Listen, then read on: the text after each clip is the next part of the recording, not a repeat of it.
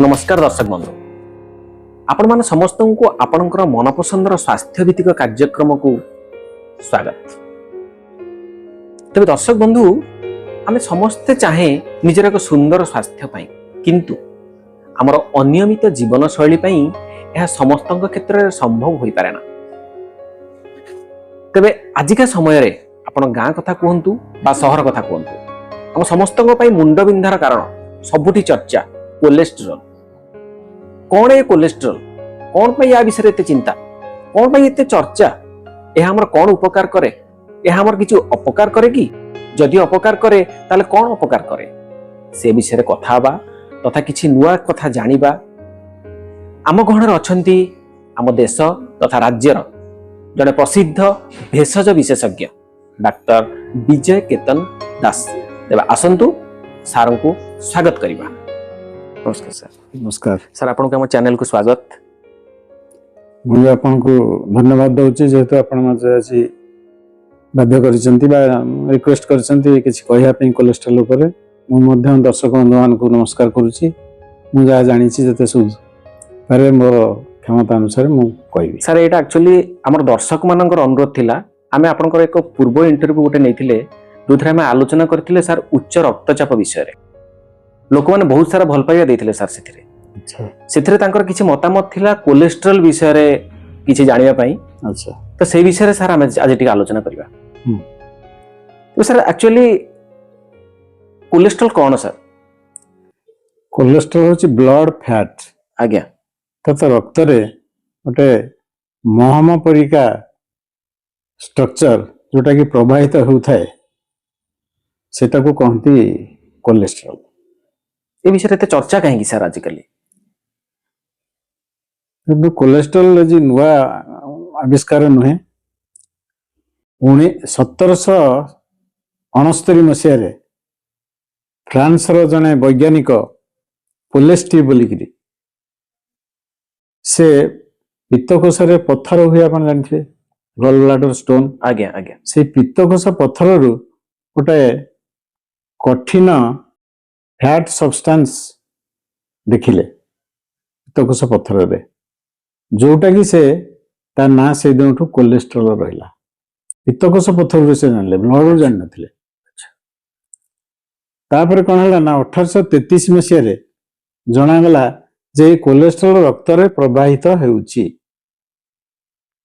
किंतु कोन से क्षति करूची न करूची सेतबेले के से विषय रे ध्यान देई नथिले बा जाई पारि नथिले। तो 1939 मसीह रे जना पड़िला जे कोलेस्ट्रॉल रो हार्ट रोग, ब्रेन स्ट्रोक, हार्ट अटैक संगे बहुत भला संपर्क रही। तामने ये कारण रु ये कोलेस्ट्रॉल बढ़िया जोगु ए रोग सब उत्पत्ति होउची। सेति पई कोलेस्ट्रॉल ऊपर बहुत ध्यान बढ़िला। आजिकली सेति पई बहुत चर्चा होउची केमती कोलेस्ट्रॉल को नियंत्रण रखिले हम ए दुरारोग्यरु किछि आराम पाइबा बा मुक्ति पाइबा। तबे सर कोलेस्ट्रॉल रो अपकारिताटा उपकारिता अपेक्षा ढेर अधिका। उपकारिता है देखो आमर शरीर बहुत सेल रो समष्टि गोटे शरीर गढ़ाई सेल जहाँ कहू सेल से प्रति सेल रो मेम्ब्रेन जोटा तार आउटर कवरिंग सेटा कोलेस्ट्रॉल रु तैयारी। तेणु कोलेस्ट्रॉल अभाव हेले से सेल मेम्ब्रेन केमती तैयारी हो परिबो। तापर कोलेस्ट्रॉल जते बॉडी रो सब हार्मोन निर्गत हुए तार स्ट्रक्चर रे भी कोलेस्ट्रॉल रा आवश्यकता अछि। विटामिन डी तैयारी करिवारे मध्ये कोलेस्ट्रॉल रो मुख्य भूमिका रही। ता छड़ा हमारो जो बाइल जकृत लिवर रो जो बाइल सिक्रीशन हुए से बाइल मध्ये कोलेस्ट्रॉल अछि जोटा कि हमारो डाइजेशन करिवारे साहाय्य करे। अच्छा तमे ये सब हला कोलेस्ट्रॉल रो उपकारिता। अपकारिता विषय जदि आपण पचारिबे कोलेस्ट्रॉल बढ़ी तुम कहली सो रोग होउची, हार्ट अटैक होउची, ब्रेन स्ट्रोक होउची, गोड़ रे रक्त नाली रे जदि कोलेस्ट्रॉल जमी जाउची रक्त नाली रक्त प्रवाह हे पारुनी, गोड़ पेन होउची चालिले अति बेसी हे गला परे गोड़ कळा हे जाउची, अंगुठुडा जाको कहंती गैंग्रीन आउरी अधिका हे गले भी गोड़ ଆମ୍ପୁଟେସନ ବା ଅପରେସନ କରି ଗୋଡ କାଟିବାକୁ ବି ପଡୁଛି। ଏ ହେଲା କୋଲେଷ୍ଟ୍ରଲ ର ଅପକାରିତା। ତ ସାର୍ ଆମେ ଗୁଡ କୋଲେଷ୍ଟ୍ରଲ ଆଉ ବ୍ୟାଡ କୋଲେଷ୍ଟ୍ରଲ କହିଲେ ଆମେ ଆକ୍ଚୁଆଲି କଣ ବୁଝିବା? ଦେଖନ୍ତୁ ରକ୍ତରେ ଗୋଟେ ଲାଇପୋପ୍ରୋଟିନ ପ୍ରବାହିତ ହେଉଥାଏ, ଲାଇପୋପ୍ରୋଟିନ ମଲିକ୍ୟୁଲ ଗୋଟେ। ଆଚ୍ଛା ଏ ଲାଇପୋପ୍ରୋଟିନ କୋଲେଷ୍ଟ୍ରଲ କୁ ଧରିକିରି ପ୍ରବାହିତ ହୁଏ। ତେଣୁ ସେ ଲାଇପୋପ୍ରୋଟିନ କୋଲେଷ୍ଟ୍ରଲ ରେ ଗୁଡାଏ ଅଛି ବିଭାଗ। ଲାଇପୋପ୍ରୋଟିନ କୋଲେଷ୍ଟ୍ରଲ ଏଲଡିଏଲ ଅଛି ଗୋଟେ, low density lipoprotein cholesterol LDL. आ गोटे अछि HDL high density lipoprotein cholesterol. आ गोटे अछि VLDL very low density lipoprotein cholesterol. आ गोटे अछि काइलोमाइक्रॉन। तेणु ये चारि प्रकार कोलेस्ट्रॉल को लाइपोप्रोटीन धरिकी प्रभावित हुए। एचडीएल कोलेस्ट्रॉल काम हला से अन्य कोलेस्ट्रॉल को नहीं लिभर रे ताकू नष्ट कराए जकृत रे। से दृष्टि ताकू गुड कोलेस्ट्रॉल बोली आख्या दिया है। एलडीएल हला ताकू से बैड कोलेस्ट्रॉल टोपी पिंधि से एलडीएल कोलेस्ट्रॉल जोटा लो डेंसिटी लाइपोप्रोटीन कोलेस्ट्रॉल। किंतु लो डेंसिटी लाइपोप्रोटीन कोलेस्ट्रॉल रे स्मॉल डेंस पार्टिकल गुडा जो अच्छी सी हूँ सबुठारु डेंजरस विपद। कहना से गुड़िक रक्त नली रे जमाट बांधि जाती स्टिकी प्लेक गोटे तैयारी करती अन्य मटेरियल फिब्रिन इत्यादि सहित मिसिकी से गोटे स्टिकी प्लेक तैयारी करी रक्त नली रे भीतर नली रे से लगी जाती धमनी भितर जहा फल रक्त चलाचल रे बाधा सृष्टि हुए। जदि हार्ट रो कोरोनरी आर्टरी जोड़ा अच्छी हृदपिंडर कोरोनरी आर्टरी से गुटिक जमी गले तेरे हार्ट को रक्त संचालन कमी जीवो। जदि कमी जीवो प्रथम जो बेसी बढ़ी नथिबो से लोक चलिले टिके धई सई हबो, चलिले टिके छाती रे जंत्रणा हबो, पेठिया गले से जंत्रणा कमी जीवो, झाड़ा से तळे बोही जीवो। ए सब हेले जानिबे आपण से हार्ट रोग तार आरंभ हलाडी। अच्छा जेतळे से बेसी बढ़ी जाए तापर सेटा रप्चर करी जाए फाटी जाए से प्लेकटा बड़ हो गला परे से फाटी जाए सेटाको सेतବେଳେ सेटा होची सांघातिक अवस्था जोटो आमे हार्ट अटैक को। हठात किसी लोकर नथिला हठात किरी कोन हला छाती पेन हला डेथ हो गला। तो सेटा हला रप्चर जेतर को से प्लेकटा रप्चर करी जाए सेतବେଳେ हार्ट अटैक हुए। अच्छा तो केउ कारणर सार रक्त रे कोलेस्ट्रॉल मात्राटा अधिक हुए? कोलेस्ट्रॉल कारण होची गोटा है जेनेटिक वंशगत बापा माँ को बहुत कोलेस्ट्रॉल हाई तांकर थिला तांको पिला मानकु भी कोलेस्ट्रॉल हाई। तेणु एटा को आपण किछि करि परिबेनी, एटा को खाली मॉडिफाई करि परिबे, एटा को क्योर करि परिबेनी, मॉडिफाई करि परिबे। किंतु आउ जो कारण हला मॉडिफाएबल रिस्क फैक्टर जोडा करैला से गुडा हला लाइफस्टाइल फैक्टर्स। लाइफस्टाइल फैक्टर रे कोन आसीबो ना लैक ऑफ एक्सरसाइज।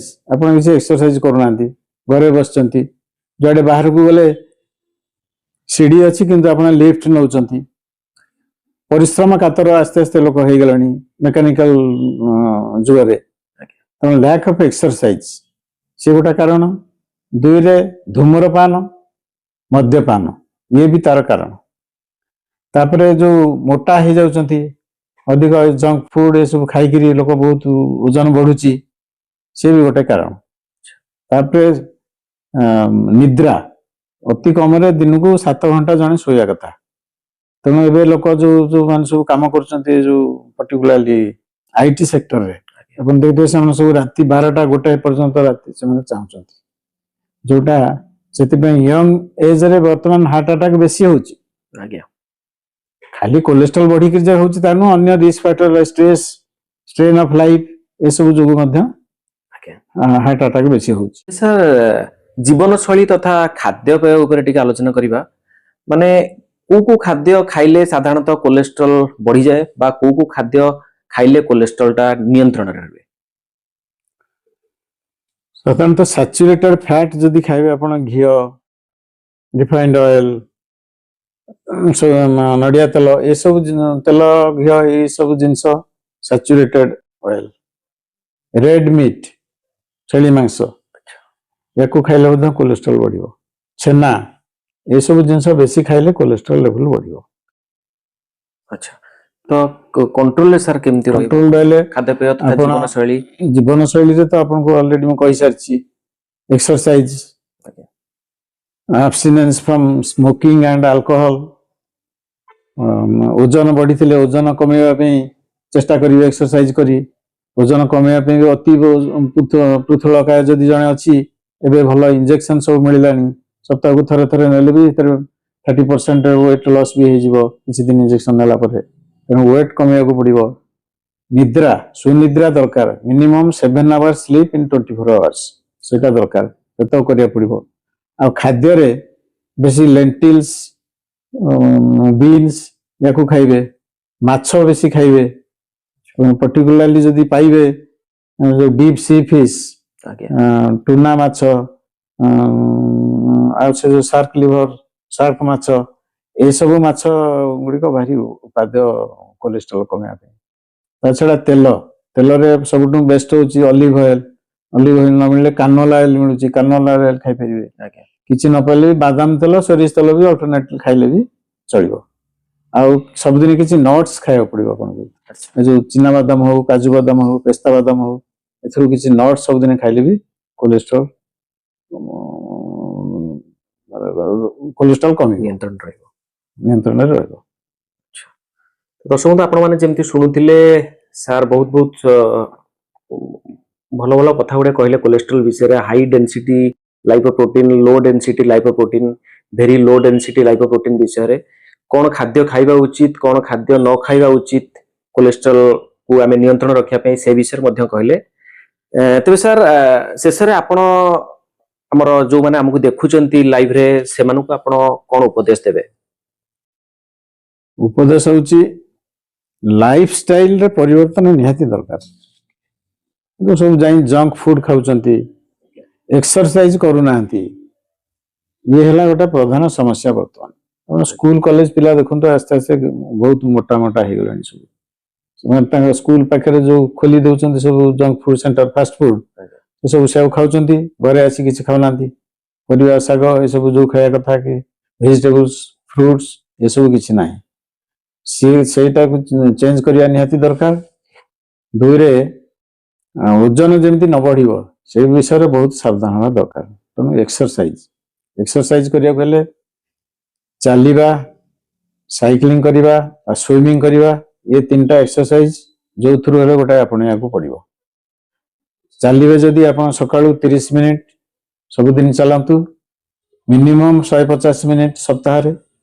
ଆଉ ଫାଷ୍ଟ ୱାକିଂ କରିବେ, ଯେମିତି ୱାକ୍ କଲାବେଳେ ହାର୍ଟ ରେଟ୍ 120 ଉପରକୁ ଚାଲିଯିବ, ସେ ଜୋର ଚାଲିବେ। ଖାଲି ଏମିତି ଚୁଇଁ ଭଳିଆ ଚାଲିଲେ ହବନି, ଜୋର ଚାଲିବାକୁ ପଡିବ। ଜୋରରେ ଚାଲିବେ, ଜୋରରେ ଫେରିବେ। 2 କିଲୋମିଟର 2.5 କିଲୋମିଟର ଯିବେ, 2 କିଲୋମିଟର ଘରକୁ ଫେରିବେ। ସେଥିରେ ହେଲେ ବଡିର ଯୋଉ କୋଲେଷ୍ଟ୍ରଲ ବଢିଥିବ ସେ ୟୁଟିଲାଇଜ ହେଇଯିବ, ମସଲ ସବୁ ୟୁଟିଲାଇଜ କରିବେ, ଗ୍ଲୁକୋଜ, ଫ୍ୟାଟି ଏସିଡ ସବୁ ୟୁଟିଲାଇଜ କରିବେ, ତାଙ୍କର ଏନର୍ଜି ଦରକାର। ତେଣୁ ସେଇଟା ଦରକାର ଏକ୍ସରସାଇଜ। ସାଡୁ ବି ଏକ୍ସରସାଇଜ କରି ଆସି କିଛି ରେଜିଷ୍ଟାନ୍ସ ଏକ୍ସରସାଇଜ ବି ଘରେ କରିବେ, ବୁଲ୍ ୱାର୍କର ଟାଣିବେ, କି ୱେଟ ଲିଫ୍ଟିଂ କିଛି କରିବେ। ଏସବୁ କଲେ ଆପଣଙ୍କର ଏକ୍ସରସାଇଜ ହବ। ତେଣୁ ଏଇଟା ଗୋଟେ ନିହାତି ଲୋକମାନେ କରିବା କଥା। ବହୁତ ବହୁତ ଧନ୍ୟବାଦ ସାର୍, ବହୁତ ମୂଲ୍ୟବାନ କଥା ଗୁଡିଏ କହିଲେ। ଆଶା କରୁଛି ଆମ ଦର୍ଶକ ମାନେ ଯୋଉମାନେ ଆପଣଙ୍କୁ ମତାମତ ରଖିଥିଲେ କି କୋଲେଷ୍ଟ୍ରଲ ବିଷୟରେ ଆମେ କିଛି ଜାଣିବା ପାଇଁ ଚାହୁଁଛୁ, ସେମାନଙ୍କର ଉତ୍ତର ସେମାନଙ୍କୁ ନିଶ୍ଚିତ ମିଳିଯାଇଥିବ। ଯେମିତିକି ସାର୍ କହିଲେ, ଆପଣ ଅନ୍ୟୁନ୍ୟ 24 ଘଣ୍ଟା ଭିତରୁ 7 ଘଣ୍ଟା ଶୁଅନ୍ତୁ, ଦିନକୁ ସକାଳୁ ଅନ୍ୟୁନ୍ୟ 30 ମିନିଟ ପର୍ଯ୍ୟନ୍ତ ଭଲସେ ଟିକେ ଚାଲନ୍ତୁ, ଉତ୍ତମ ଖାଦ୍ୟ ଖାଆନ୍ତୁ, ରେଡ୍ ମିଟ୍ କୁ ଆଭଏଡ୍ କରନ୍ତୁ, ଟିକେ ସବୁଜ ପନିପରିବା, ବିନ୍ସ ଟିକେ ଯେମିତି ସାର୍ କହିଲେ ସେଇ ସବୁ ଖାଦ୍ୟକୁ ଖାଆନ୍ତୁ, ଉତ୍ତମ ଖାଦ୍ୟ ଖାଆନ୍ତୁ, ଆଉ ସୁସ୍ଥ ଜୀବନ ଯାପନ ଦିଅନ୍ତୁ। ବହୁତ ବହୁତ ଧନ୍ୟବାଦ ସାର୍। ଆଉ ଆଶା କରୁଛି ଆମର ଓଡ଼ିଶାର ଦର୍ଶକ ମାନେ ଯୋଉମାନେ ଆପଣଙ୍କୁ ତଥା ଆମମାନଙ୍କୁ ଦେଖୁଛନ୍ତି, ସେମାନେ ବହୁତ ଖୁସି ଅନୁଭବ କରିଥିବେ। ଆଜି ବହୁତ ଗୁଡିଏ କଥା ସେମାନେ ଜାଣିଲେ। ପୁଣି ଥରେ କେବେ ଆମର କିଛି ସେମିତି ଲୋକଙ୍କର ମତାମତ ଆସିଲେ ବା ଆମେ କିଛି ଜାଣିବାକୁ ଚାହିଁଲେ ଆପଣଙ୍କ ସାହାଯ୍ୟ ନିଶ୍ଚିତ ଆଶା କରିବି ସାର୍। Thank you. ତେବେ ଦର୍ଶକ ବନ୍ଧୁ, ଆଜି ପାଇଁ ଏତିକି। ଆଶା କରୁଛି ଆପଣମାନଙ୍କର ସବୁ ପ୍ରଶ୍ନର ଉତ୍ତର ଆପଣ ଆଜିର ଏହି ଏପିସୋଡରେ ପାଇଯାଇଥିବେ। ପୁଣି ଥରେ ପୁଣି କିଛି ନୂଆ ଏପିସୋଡ ଆପଣ ମାନଙ୍କ ପାଇଁ ଆମେ ନେଇକି ଆସିବୁ। ସେତେବେଳେ ପର୍ଯ୍ୟନ୍ତ ରହୁଛୁ। ନମସ୍କାର।